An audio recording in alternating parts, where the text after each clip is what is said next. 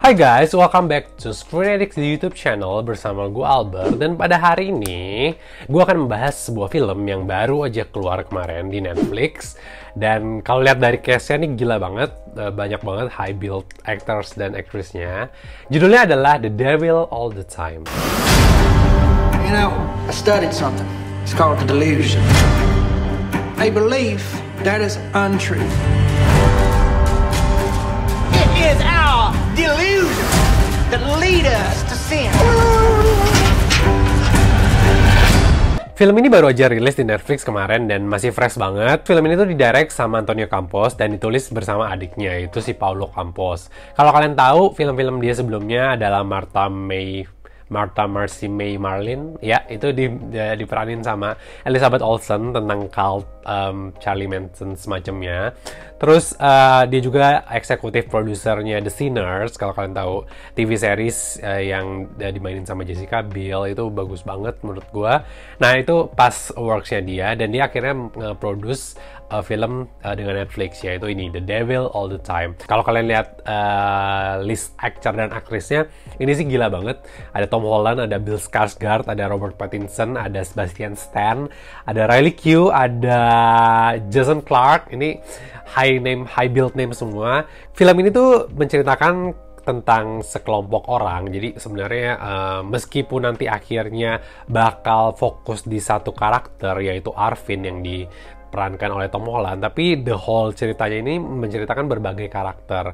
Contohnya ada papanya si Arvin, yaitu Willard yang diperankan oleh Bill Skarsgård, dan bersama istrinya Charlotte yang diperankan oleh Hailey Bennett. Nah, mereka berdua kan punya anak, si Arvin. Dan si Arvin ini tumbuh besar, tapi dia tumbuh di keluarga yang ya dia punya trauma lah karena satu dan lain hal. Mamanya sakit cancer, akhirnya papanya bunuh diri dan lain-lain gitu. Di sisi lain, di mana ada sepasang serial killer ya, yaitu si Carl dan Sandy. Mereka tuh kerjaannya cari hitchhiker yang mau numpang. Akhirnya dia bilang butuh model, mau difoto, terus akhirnya dibunuh. Di sisi lain lagi ada seorang preacher yang suka bikin stunt ya. Dia suka tumpahin spider ke mukanya karena dia bilang spider itu adalah rasa takut terbesarnya. Akhirnya dia menikah dengan seorang anak yatim bernama Helen dan punya anak Lenore, dan akhirnya mereka juga nasibnya kelam ya di sini. Dan ya ini bersetting di sebuah desa di Southern. Jadi kalau kalian dengar aksennya tuh aksen Southern banget. Dan Tom Holland di sini tuh dia kan orang British ya. Dia ngomong Southern aksen tuh hebat sih menurut gue. Karena gue udah nonton the whole filmnya, dan ya applause buat Tom Holland karena acting dia bagus banget di sini. Jadi ya gue akan lihat film ini tuh menjadi 3 babak. Dimana babak pertama itu menceritakan fokus ke mereka mau menceritakan latar belakang dari Arvin sendiri, bagaimana dia pada saat kecil dia hidup di lingkungan yang mungkin gue bilang keras, dark, terus savage gitu. Orang-orang Southern tuh redneck tuh gila-gila semua. Terus di babak kedua tuh Arvin udah tumbuh besar, udah tumbuh dewasa. Kita lihat Tom Holland, pertama kali lihat Tom Holland, dan dia ulang tahun dikasih pistol sama kakeknya. Dan di sisi lain ada Lenore, anaknya dari Helen dan Roy. Di sini Lenore dibully, terus masuklah si Robert Pattinson tuh menjadi preacher di sini. Dan di babak kedua ini gue kayak merasa lebih ke pengembangan konflik lah, kayak ada konflik antara si Robert Pattinson ini dan Tom Hollandnya sendiri gitu kan. Nah di babak ketiga ini lebih ke resolusi konflik yang dibangun di babak kedua tadi. Nah kalau menurut gue dari 3 babak ini sih, gue melihat gue excited tuh di babak pertama sama babak ketiga. Babak kedua tuh menurut gue agak kayak slow burn. Ya karena emang ini juga tipe filmnya slow burn, 2 jam 18 menit gitu loh.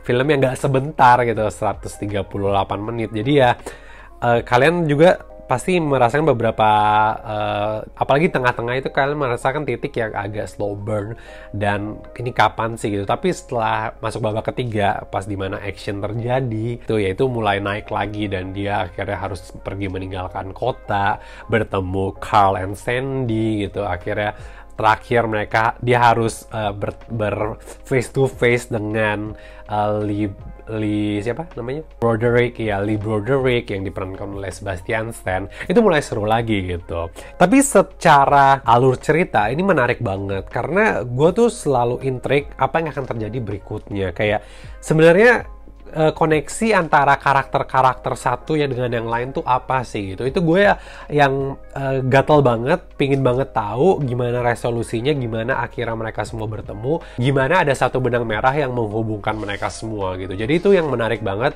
bikin gue intrik banget, bikin gue penasaran. Dan secara karakter, secara acting, wah gila sih menurut gue, mereka sih udah nggak diragukan lagi. Gue pingin spotlight banget Tom Holland.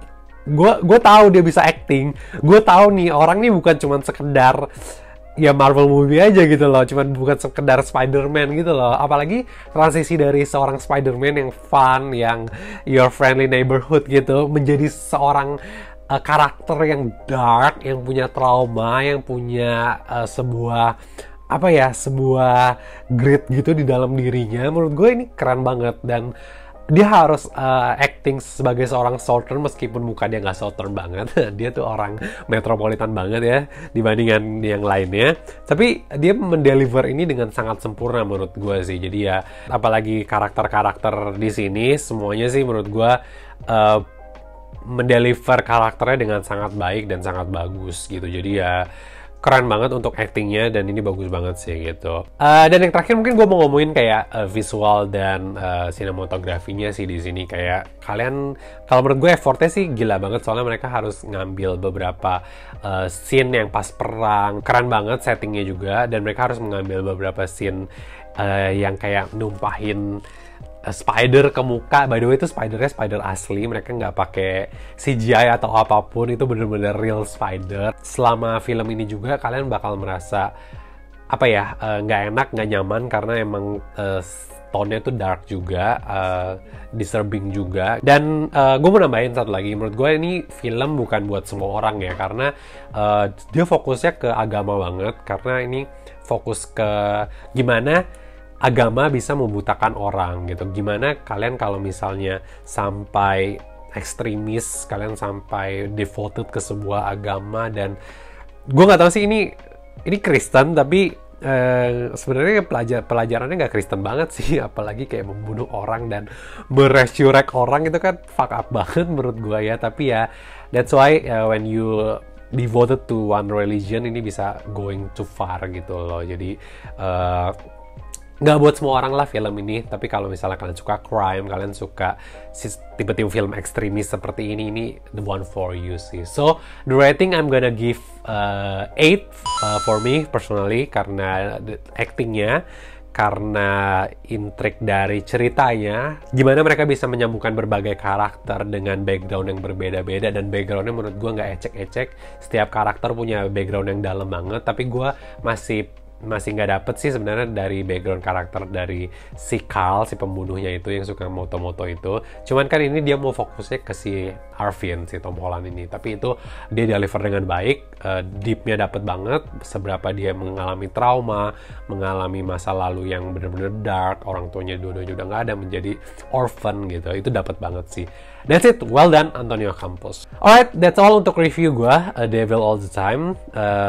What do you think about this movie? Let us know in the comment ya. Kita ngobrol di komen. Gue juga pengen tahu gimana menurut kalian tentang film ini. Alright, thank you guys for watching this video. Jangan lupa like, share, dan subscribe video ini. And I'll see you guys in the next episode. Bye-bye.